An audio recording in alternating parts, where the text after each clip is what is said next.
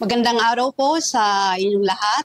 Tayo po ay nasa 14th day ng ating devotion and prayer in relation po sa ating nalalapit na centennial anniversary celebration.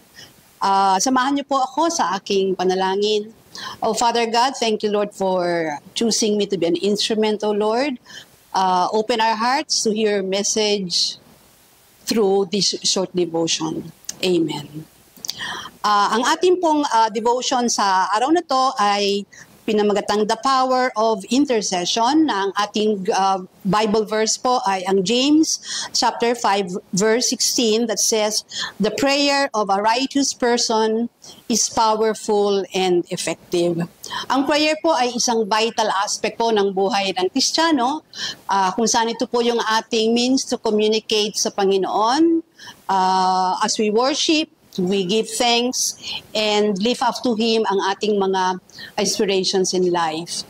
Ang intercessory prayer po or ang intercession is an act of praying for others. Ito po ay pagpapanalangin para sa ibang tao. And we ask God for mercy para sa ibang tao. May mga instances po na ang ating mga mahal sa buhay, ang ating mga kaibigan, mga kakilala ay may pinagdaraanan.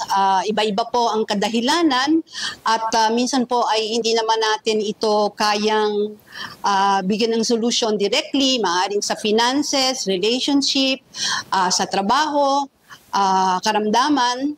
At ang feeling po natin tayo ay helpless.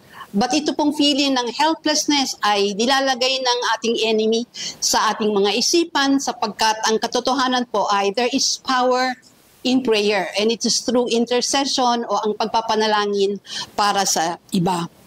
Ang intercession or intercessory prayer is very powerful because it has the power to bring peace, to bring healing and restoration.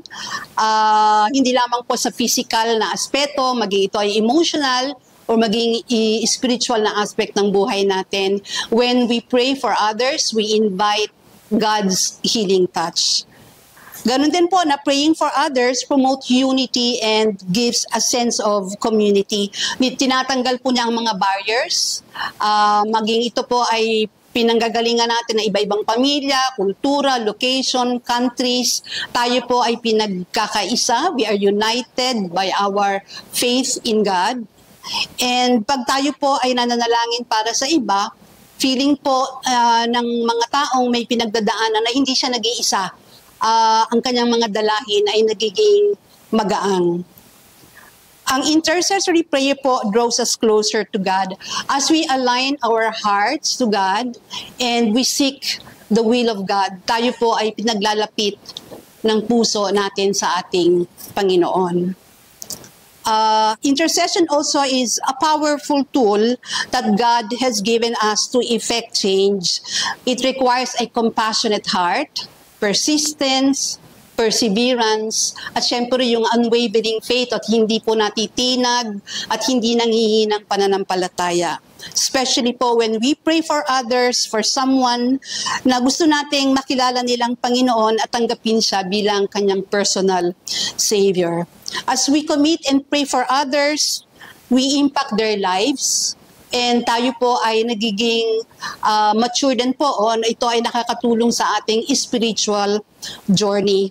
So let us embrace the call to intercede, trusting that our loving God hears our prayers and He delights in answering our cries and woes in life. Tayo po ay manalangin.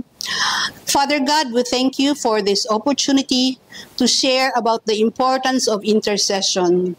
We pray that you use us to be an instrument to pray for others, lifting up to you their struggles and aspirations. Give us, Lord, a compassionate heart as we may learn to empathize with them.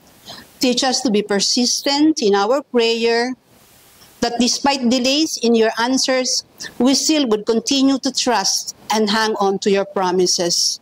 We know you hear our prayers, and we believe that you would grant our prayers in your perfect timing as we recognize that your ways are higher than ours. Help us, O God, to have that spiritual discipline to commit ourselves to be intercessors and guide us to be effective in our prayers. This we ask in Jesus' name. Amen. Salamat po sa oras ng inyong pakikinig sa ating devotion at alam namin bukas po kayo ay nananabik na muling makarinig ng mga salita ng Diyos. Good day.